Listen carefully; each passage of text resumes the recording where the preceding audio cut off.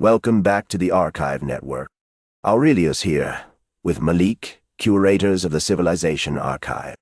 We left ancient Egyptian civilization last time at Egypt stands at the height of its glory. Today we pick up where we left off. As the sun climbs over Memphis, the city hums with life. Craftsmen hammer copper, merchants call out their wares, and priests move in solemn procession. This vibrant scene sets the stage for the dawn of Egypt's golden age. Ambitions of pharaohs reshape the very landscape. The Nile, in its eternal flow, feeds the land and its people. But that vibrancy masks a deeper story. The workers in those bustling streets are not just cogs in a machine. They are the lifeblood of Egypt. They are skilled laborers, not slaves, who take pride in their contributions. Their labor builds not just pyramids but a society rooted in faith and community. Each stone laid is a piece of their legacy. The Great Pyramid of Khufu stands at the heart of this endeavor. An imposing mountain of limestone and granite, it embodies ambition and cosmic order. Built between 2600 and 2500 BCE, it reflects not just the pharaoh's power, but the incredible mathematics and labor behind its creation. Each side is nearly the length of a football field. Aurelius, you focus on the numbers and the grand design, but what about the human cost? The pyramids might symbolize order, but they also represent the toil of countless individuals. Each worker felt the weight of their labor, the sweat and the dust. They carved their names into the stones, leaving a mark of humanity on these monumental structures. It wasn't just about the pharaoh's glory. It was about their lives. True, there was a human element involved. Yet, the vision of the pharaohs drove this monumental project. After the floodwaters receded, farmers joined work crews, bringing their skills and labor to the task. They weren't just working. They were contributing to something far greater. This was an era where labor transformed into a sacred duty, a collective effort to connect with the divine. It's this sense of purpose that underpins the strength of empires. Yes, but there's more to this story. It's not just about labor. It's about the community forged in the shadow of those pyramids. The workers lived in mud brick houses, shared meals, and formed bonds.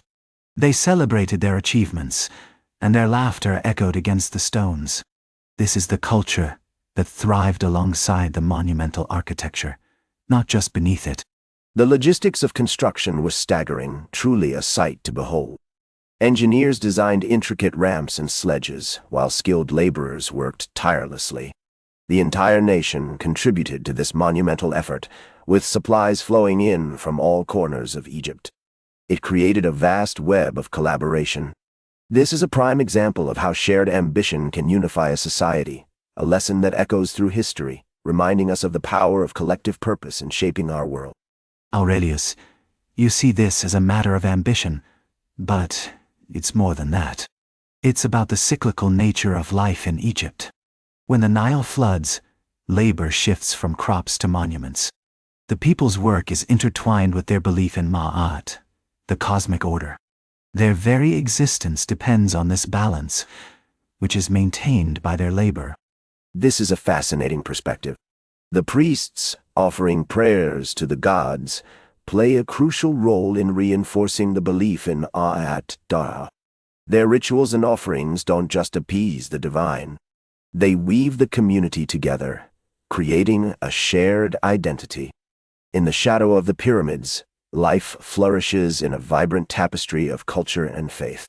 It's a delicate balance, but one that these ancient people understood deeply, navigating the complexities of existence with skill and purpose. And yet, the pyramids stand as symbols of power too. They represent the pharaoh's divine right and their connection to the gods. But what happens when that power shifts? The glory of the pyramids won't last forever. The people who built them remain in the shadow of history, while the stones endure. That's the reality of power in any civilization.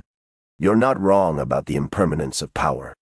The pyramids may touch the sky, but nothing lasts forever. They stand tall, yes, yet even in their grandeur, they remind us of the fragility of civilization.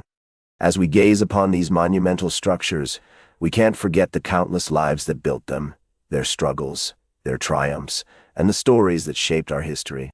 It's a stark reminder that glory is fleeting, and that we must learn from those who came before us.